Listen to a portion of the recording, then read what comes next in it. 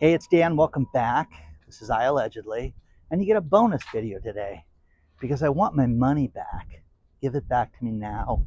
Not waiting. Write me a check. Hit the like button, subscribe to the channel, and join our email list because one's going out right after this. So sign up for the email address. Use the link below. Northeastern University is in Boston, Massachusetts. There is a student there, Ella Stapleton, and in her business class, she had a feeling that her professor was using AI to teach his class. And she got more and more suspicious as time went by. And now here's the thing about high school students and college students is that you can't use AI to answer questions. You can't use AI to write your papers. You're supposed to do the work on your own. Well, the same thing happened with this student at Northeastern, where she's sitting there saying, wait a second, I think my professor is using AI in our classroom, and there's telltale signs. And from somebody that uses AI a lot, they leave certain markings and things like that on the papers. And this guy, her professor, Rick Atwood, had no problem with, doing this. And she was like, wait a second, you're not teaching me. And what he would do is he would write class outlines, he would write papers, he would write questions for test using ChatGPT, Perplexity, which is another these are great AI programs. The one that he used a lot that I've used that's fantastic is something called Gamma.ai, and it will do presentations for you. You can tell it a subject and it will do how many slides would you like, and it will write a presentation for you. He would do that for his class, and she caught him. Well, wait a second. She's like, I can't use AI. You shouldn't use AI. And how am I teaching if you're not teaching us the class? So she went to Northeastern University and said, I want my money back. I want a refund for the class for you teaching us via AI. And with that, Northeastern says, okay, we'll take it under review. And she supplied all the evidence that this, in fact, was faked. And this guy came clean and said, yeah, you know what, I have used AI for certain things. It's not as bad as she's saying. Everybody does it. Well, wait a second. Students can't do it. You shouldn't do it. We've all had bad teachers in our lives. We have. You can remember them sometimes better than the good teachers because they just stood out with the lack of help, the lack of follow through, their horrible lesson prep. And this screams to that. So with that being said, Rick Atwood got caught. Now, to go to Northeastern University, I looked it up. It's 90 to 100 grand a year, $90 to $100,000 a year. Do you want your kid or your grandkids attending a college knowing that this is being taught by artificial intelligence? No, of course not. Now, is artificial intelligence going to play a bigger role in all our lives? 100%, guys. You're going to have every type of diagnosis done with this, and it's going to be there, okay? But I'm telling you, this woman, I am on Ella's side, okay? I really am. I just think that she caught something and she wanted a refund. Now, after review, the college said, no, we're not going to give you a refund, which is a scam.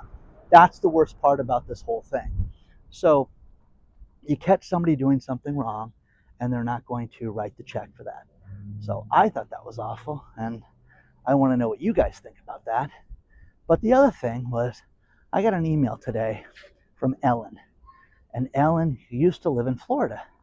And Ellen proceeds to write me and say, wow, Dan, I love your show. I watch it every day, but you are so gung-ho about insurance, and I just think it's such a scam. And my husband and I sat down and we said, if things ever get really bad, we would get rid of our insurance. Now, I am telling you guys, you cannot do this, okay? It is impossible.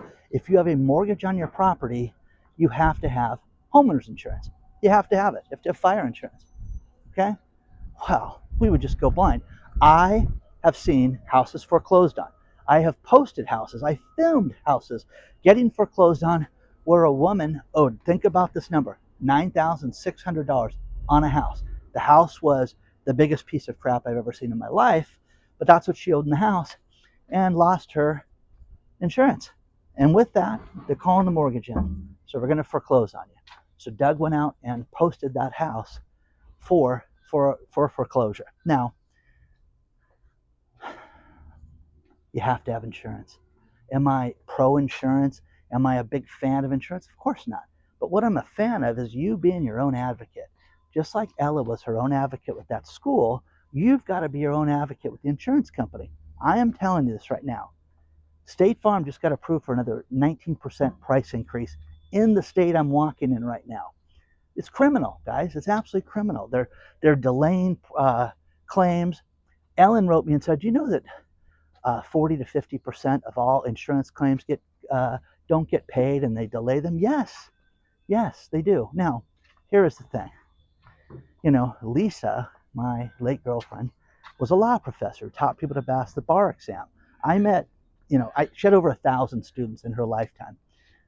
The majority of them loved her and were there at her memorial.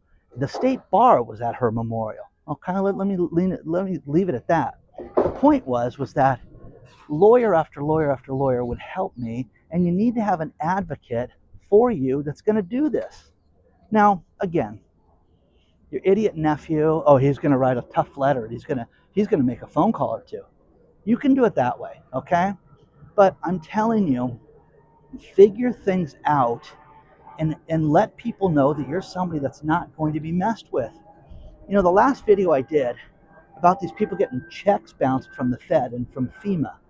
Do I believe this is going to get fixed someday? Yes. Is it going to get fixed this afternoon? No, it's not. So, with that being said, I'm going to show you guys the higher tide also.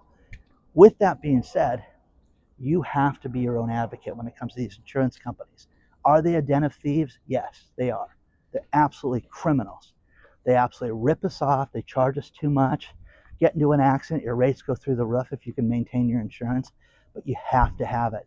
I'm telling you this, the same thing I wrote Ellen back, because I was on my cruise on my birthday, and a woman walked up to me and told me about her parents in the Palisades that owned a house was worth between $4 and $5 million. And 18 months prior to that, they canceled their homeowners insurance and the house burnt down to the ground.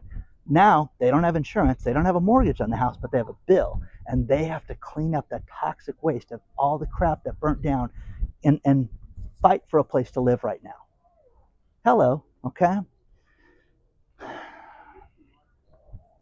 I don't know why I was thinking about this one, but I had an SUV years ago that was in and out of the shop a lot.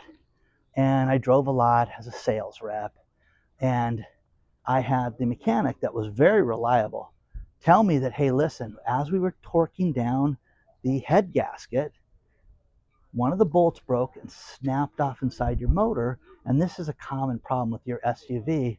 And you have to understand, you're going to have to pay X amount of dollars to have this thing drilled out and do it. And I'm like, wait a second, it sounds like you did it. So my buddy Scott, who was a motorhead, I said, listen, let me take you to lunch. Can you do it in the next 2 days? Sure. How about tomorrow? So I said, I want you to make one stop with me and tell me if you think this is right. So I took Scott down there, and they explained what happened. He says, no way, you guys torqued this too tight. You better fix this. You have insurance. You guys broke it.